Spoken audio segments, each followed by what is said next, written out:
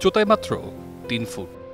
উচ্চতার চাইতেও এই মানুষটি বিশাল তার মনোবল, পরিশ্রম আর ভালোবাসায়। থাকেন ব্রাহ্মণবাড়িয়া সদর উপজেলা রামরাইল ইউনিয়নের উলচাপাড়া গ্রামে। প্রায় ২ বছর আগে ফরহাদ বিয়ে করেন আশুগঞ্জের পুথাই গ্রামের ২.৫ ফুট উচ্চতার তরুণী আরিফা আক্তারকে।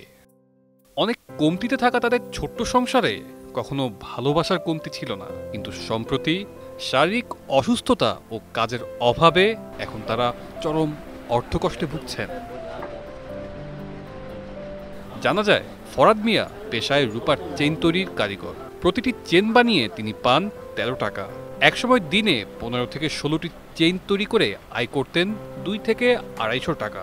সেই টাকাতেই সংসার সুন্দরভাবে চলত, কিন্তু বর্তমানে শরীর অসুস্থ হয়ে পড়ায় এখন দিনে ৭ থেকে ৮টি চেইন তৈরি করতে পারেন। ফলে দৈনিক আয় কমে দাঁড়িয়েছে ১০০ টাকার মতো।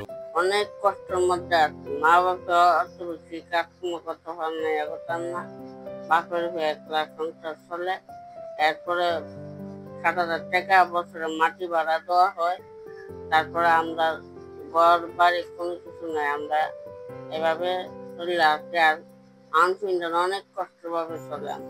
আমার ভাই আব্বা আগে মাটির নৌকা বাইতে পরে, তারপরে একজন মাটির মিলে কন্ট্রাক্টর এলা কাছে হুদে পাইল। দুজনের সংসার এখন চলছে প্রতিবন্ধী ভাতার উপর। ৩ মাস পর পর তারা পান ২৫০০ টাকা। এছাড়া ইউনিয়ন পরিষদ থেকে বছরে ২-১বার ১০ কেজি চাল পান, কিন্তু তা দিয়ে তাদের মাসিক খরচের সামান্য অংশও মেটে না। কাম বেশি আয়েন বুঝে না, রূপা কামান আয়ু আইলে একটা বিপদ আয়। সংসারে অনেক কষ্ট করে চলে হইতেছে। জায়গা হয়েছে আমরা না, কিন্তু বেড়া দিয়েছি আমরা জায়গাটা মানুষে আমরা ভাড়া দিই। তাই মানে সরকার থেকে দিলে মানুষ আমরা একটু করে আমরা একটু ভালো করবো। ২৭ বছর বয়সে ফরহাদ মিয়া বিয়ে করেন আরিফাকে। দুই পরিবারের সম্মতিতে ২০২৩ সালের ১০ নভেম্বর অনাড়ম্বর আয়োজনে সম্পন্ন হয় বিয়ে। বিয়ের পর ফরহাদের বাবা তাদেরকে আলাদা করে দেন। এরপর তারা বছরে ৭,০০০ টাকা ভাড়ায় জায়গায় ঘর তুলে সংসার শুরু করেন।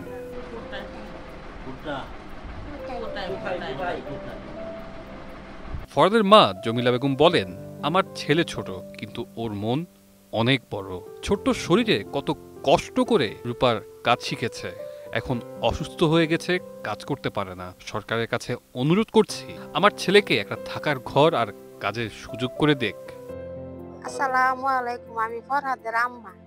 আমি ২টা প্রতিবন্ধী পালতাছি, অনেক কষ্ট করে। হেরা কোনো কাজকর্ম করতে পারেন। আমার জামাইও বুড়ো হয়ে গেছে, কোনো কাজকর্ম করতে পারেন।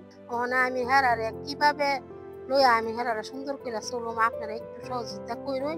করলে যেমন হেরারে সুন্দর করে চলতে পারি। আমি ২টা প্রতিবন্ধী তো ভালো কোনো হানো যাইতেও পারি না। হেরারে কোনো হান আমি লইও যাইতে না, বাড়িও নাই, আমার ঘরও নাই, কিচ্ছু নাই। আমি ভাড়া থেকে দুটা প্রতিবন্ধী ভাবতেছি। আপনারা যদি আল্লাহর হস্তে একটু সহযোগিতা করেন, আমি যেমন দুটা ছেলেরে আর বউরে লইয়া যেমন আমি সুন্দর করে চলতে পারি। আর সরকারি এতে কোনো এমনি কোনো আমার আবেদন করছে না, এদিকে কিছু সাহায্য দিছে হয়তো আল্লাহ দিলে ছেলেরে লইয়া বউরে লইয়া সুন্দর করে আমরা হাইতাছি চলতেছি। আর যুদ্ধ দিছে এমনি কোনো কার্ডগুলো না, এমনি ওই ৬ মাস ৪ মাস পরে ২,০০০ ২,৫০০ টিয়া আমার ছেলের বফা উদ্দুরি কাঠ। আর কোনো আমরা এমনি কোনো সরকার থেকে সহযোগিতা করেন। স্থানীয়রা বলেন ফরহাদ খুব পরিশ্রমী ছেলে ছিল, রূপার কারিগর হিসেবে তার সুনাম ছিল। এখন অসুস্থ হয়ে কাজ কমে গেছে, সংসারে অভাব দেখা দিয়েছে। সরকার যদি তাকে কোনোভাবে সহযোগিতা করে, সে আবারও তার নিজের পায়ে দাঁড়াতে পারবে।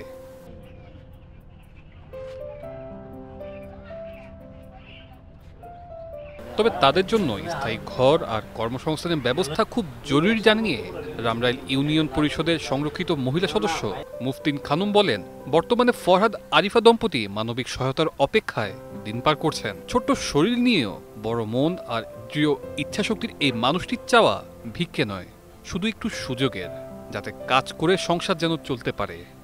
সেজন্য সে কি আরেকটি সুযোগ সুবিধা দিতে মানে আমাদের একটু অসুবিধা হয়ে থাকে। অন্য তার ফ্যামিলির অন্য কারো নাম দিয়ে তাকে একটা সুযোগ সুবিধা করে আমরা দিতে পারি। আমরা দিতে বাধ্য। যে পিজিএফ যে দেওয়া হয় এখান থেকে ওই একটা কার্ড দিয়ে দিলে ও পেয়ে থাকে। ওটা দিয়ে আসছি, ওটা সবসময় দিয়ে আসছি, দিই। আর শারীরিক প্রতিবন্ধী, ও দেখতে খাটো, সেজন্য সে অন্যরকম কোনো কাজ করতে সে শক্তি যোগায় না।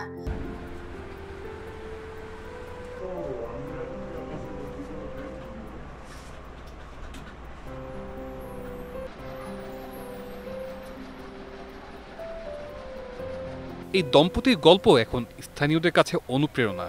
তবে সমাজ ও সরকারের সহযোগিতা ছাড়া এই ছোট্ট সংসারের বড় কষ্ট দূর করা সম্ভব নয়। সহৃদয় মানুষের সহায়তায় হয়তো আবারও হাসি ফিরবে ফরহাদ আর আরিফার মুখে। তানজিলুর রহমান তুষার, বৈশাখী সংবাদ।